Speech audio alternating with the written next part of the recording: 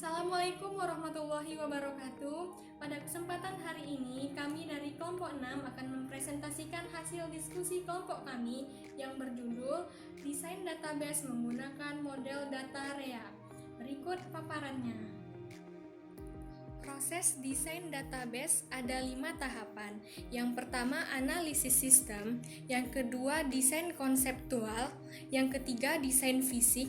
Yang keempat, implementasi dan konversi. Dan yang kelima, operasi dan pemeliharaan. Permodelan data terjadi pada analisa sistem dan desain konseptual. Sementara model data digunakan dari sistem fisik, implementasi, konversi, dan pemeliharaan dan operasi. Apa itu analisis sistem? Terdiri atas perencanaan awal untuk menentukan kebutuhan atau kemungkinan untuk mengembangkan sebuah sistem baru dengan pertimbangan awal mengenai kelayakan suatu teknologi ekonomi.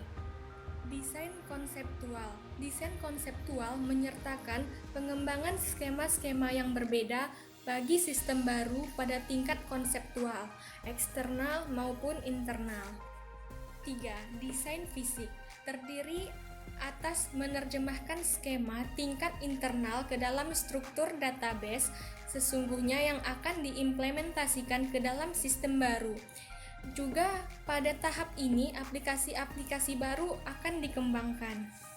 Yang keempat, implementasi dan konversi menyertakan seluruh aktivitas terkait dengan transfer data dari sistem yang ada ke sistem informasi akuntansi database baru untuk menguji sistem baru dan melatih para pegawainya bagaimana untuk menggunakannya. Dan yang terakhir, operasi dan pemeliharaan menggunakan dan memelihara sistem baru tersebut. Hal ini dengan cermat mengawasi kinerja dan kepuasan pengguna untuk menentukan kebutuhan, membuat peningkatan dan modifikasi sistem. Pemodelan data atau data modeling menjelaskan sebuah database sehingga ia dengan jujur mempresentasikan seluruh aspek organisasi termasuk interaksinya dengan lingkungan eksternal. Sasarannya adalah untuk secara eksplisit menangkap dan menyimpan data mengenai setiap aktivitas bisnis organisasi yang akan direncanakan, dikendalikan atau dievaluasi. Diagram hubungan entitas atau Entity Relationship (EF) diagram adalah sebuah teknik grafis untuk menggambarkan sebuah model database. Diagram ini disebut juga dengan IR karena ia menunjukkan berbagai entitas yang dimodelkan dan hubungan penting di antaranya. Entitas adalah apapun yang mengenai informasi organisasi dan disimpan. Di dalam sebuah diagram IR, entitas digambarkan sebagai persegi 4, tetapi tidak ada standar industri bagi aspek-aspek lain di diagram IR. Model data RIA adalah model yang digunakan dalam mendesain sistem informasi akuntansi. Ia mengandung informasi mengenai 3 jenis entitas yang fundamental, yaitu sumber daya, adalah hal-hal yang memiliki nilai ekonomis untuk organisasi, baik yang didapatkan ataupun yang digunakan. Contohnya adalah kas dan persediaan.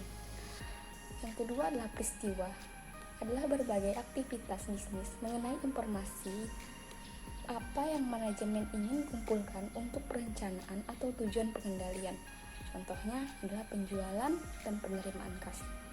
Agen adalah rank atau organisasi yang berpartisipasi dalam peristiwa dan mengenai bagi siapa informasi diperlukan bagi perencanaan, pengendalian, dan tujuan evaluasi. Contohnya adalah pegawai dan pelanggan. Beberapa pemodel data REA telah mengajukan jenis entitas yang keempat, yaitu lokasi. Contohnya adalah toko atau gudang. Menyusun hubungan rancangan REA dasar. 1. Setiap entitas peristiwa harus ditautkan ke setidaknya satu entitas sumber daya. Peristiwa harus ditautkan ke setidaknya satu sumber daya yang ia pengaruhi, berapa yang ia pengaruhi seperti yang dilabeli. Mendapat sumber daya A dalam figur 17-4 meningkatkan